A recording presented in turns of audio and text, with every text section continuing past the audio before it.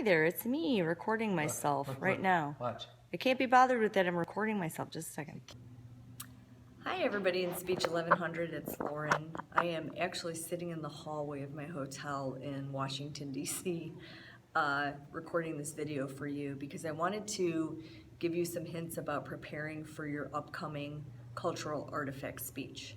First of all, know that in the Do It folder for week 5, I just posted a brief description of what practice and rehearsal is and a link back to the description of this cultural artifact speech assignment and the grading criteria, which I suggest you look at before you start rehearsing so that you know what you're expected to do. And I have a couple of points that I want to cover so that you can be prepared to practice effectively. So I'm going to talk about the time limit and penalties for the time limit and how to make sure you're fitting the time limit. Secondly, the expectations about note cards and the use of note cards in your speech. Third, how to practice with your visual aids so you can use them effectively during your speech. And then last of all, a couple things about delivery, okay? So first of all, the time limit for the cultural artifact speech is 5 to 7 minutes. Your speech can be anywhere between 5 and 7 minutes. And those of you who were in class for the last speech know I talked about practicing in a way that is called recording or practicing against the clock. What that means is that you time the different parts of your speech, the introduction, then each point of the body, then the conclusion, to see about how long those points are. Then you can total those different segments up together to get the roundabout time for your speech. If you practice that way, you can adjust each segment of your speech to be shorter or longer, depending on how much time you have left. So let's say your introduction takes 15 seconds to deliver. The conclusion is about 30 seconds to deliver or less. Then you know you have anywhere between 4 and 6 minutes to do the rest of your speech. Please know that the body points in your speech should be approximately equal in length. So if you have one point that's 3 minutes long and one point that's a minute long, you want to think about how you're organizing your speech or information that you're sharing in one point that may be too heavy compared with another point in your speech. So that's my hint about timing. When you do time, also make sure that you're not watching the clock because you will speak as fast or as slow as you perceive the clock is moving. The best thing to do is start a watch, stopwatch, timer on your phone. Don't look at it while you're delivering your speech. And then when you're finished, stop the clock and see about how long your speech is. If you do that or have someone else time for you, you will get a much more natural sense of what the time of your speech is. Then you can make adjustments based on how much time you used for your speech. Second thing you need to know about are note cards. In the directions to the assignment, you are allowed one note card with 10 words on it. Those words should be key words that will cue you in to what you are supposed to be speaking about at any point in your speech. Now, students always freak out because they worry about their source citations. So what I've allowed students to do is have either one note card for each source that has the who, what, when on it, or you can have one note card that has all your sources, but again, just the who, what, when information. Do not write out the information you're supposed to remember on that note card. You may have a key word, but you should be familiar enough with that information that you're not reading off of your note cards. So if you have 4 source citations in your speech, you may have one note card with the who, what, when for each source, and one note card with 10 keywords on it. For every word that you go over 10, I take a point off. The reason I do this is to encourage you to speak extemporaneously. In other words, you're not memorizing the information, you're just becoming familiar with it and using the note cards to cue you to what you're supposed to talk about. Public speakers use note cards. They just have key words on them to cue them to what they're supposed to remember. If you have practiced sufficiently, you won't have any trouble remembering the information. And as I wrote in the discussion board, remember that Directly quoting information is not important. What you want to do is become familiar enough with the information that you can converse about it confidently and accurately without having to memorize word for word. When you memorize word for word, you just sound unnatural. So do your best to explain the information that you have in a way and work with your note cards so they're not obtrusive. You want to make them fit in with the delivery of your speech. So if you're going to use them, practice with them. Remember also that you don't have to use note cards. You can keep them on the side, and then if you need to look at them, you may. Okay. Next thing is visual aids. Make sure that you're practicing with your visual aids so you're comfortable utilizing them and not looking at them or staring at them while you're speaking.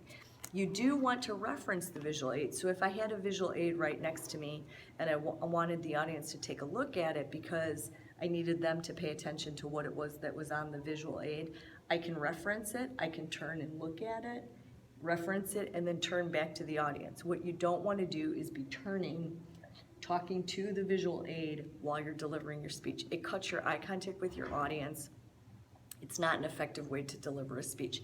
If you look at all of the speakers at TED that you've watched, you'll notice that they maintain that eye contact with the audience. Now, a lot of times the camera will cut away to the visual aid, but that's so that we who are watching it on a video can see that visual aid. The audience is connecting with the speaker live in the room. So make sure that you're doing that. I also want to clarify that there's a point in the visual aid instructions about how to use them, or criteria about how to set up your visual aids, that says illustrates the verbal message. That does not mean that you are writing out what you're saying. All that means is that whatever it is that's on the visual aid, you're talking about it. So I know that often when statistics show up, or you might use a chart or a graph, you need to explain what that chart or graph means. If you just say, here's a chart with some information, your audience isn't necessarily gonna understand it. So you wanna make sure that you say, here's what the vertical axis information is, here's what the horizontal axis information is, and you can see that there's a rise and fall in this information, or if the information is comparative. Here's, the number of people who were married in 1980 and the number of people who were married in 2012. You can see that the number has increased or decreased over time. That's what it means to illustrate the verbal message. So make sure that you're becoming comfortable with utilizing your information in your speech. The next thing I wanted to talk about, and don't forget, I will have a clicker with me, a remote, that will allow you to advance your slides. So often when you're practicing, you might have a computer sitting in front of you and you're clicking the button as you practice. One recommendation I have is, you'll know how many slides you have and where they go in your speech. You could actually hold a television remote and simply click it at the moment that you want the slide to come up, even if it's not connected to your computer, just so that you can get used to utilizing a remote while you're speaking. I actually had a student explain to me that that's how she practiced, and ever since she explained that to me, I've recommended that to students. It helps you get comfortable with the actual movement, which leads me to my next point, which is about delivery. So I've tried to emphasize that I don't expect you to have perfect delivery. I expect you to be comfortable with the information you're sharing and be conversant with it. So one of the criteria that you have to fulfill is having a conversational tone. Right now I'm using a conversational tone. You'll notice that on occasion I've looked at my notes just to jog my memory about what it is that I'm speaking about. I'm not memorized. I did write down a couple things I wanted to talk about. I did talk through them aloud before I actually sat in the hall to record this message, but I didn't memorize it. So I'm talking extemporaneously. I know the key points I want to cover, but I also didn't memorize the information. I just prepared it. So I want you to have that sort of delivery. So here's a couple things that you want to do during practice or rehearsal, whichever you want to call it. Number one, again, time yourself. I always say before you even start timing yourself, just practice. Just say your speech aloud and deliver it in the way you want to deliver it. So among the things that you're evaluated on are volume of speaking, so how loud or soft you are speaking. Please make sure that your volume is appropriate for the space that you will be in. Again, if you've watched your previous speech, you may have some idea of whether or not you need to speak louder or softer. Second thing is rate of speech, how fast or slow you're speaking. You want to speak at a conversational rate. If you get stuck and you have to stop and pause for a moment, you're allowed to do that. It's okay to think, and it is okay to have silence. That is different than when you have awkward pauses where you're struggling for what it is you want to say. The more times you practice, the less awkward pauses you're going to have, because the more comfortable you'll be with explaining the information to someone. You also want to practice eye contact. So if you do that without anyone else present, it's a little bit hard to practice. But if you do it with someone else present, then you're going to be able to practice actually making eye contact with someone. So I always suggest that you practice in front of other people. It's possible for you to arrange to practice with each other if you'd like to, especially in the speech assistance area. So don't disregard that as an option. You also want to practice your posture.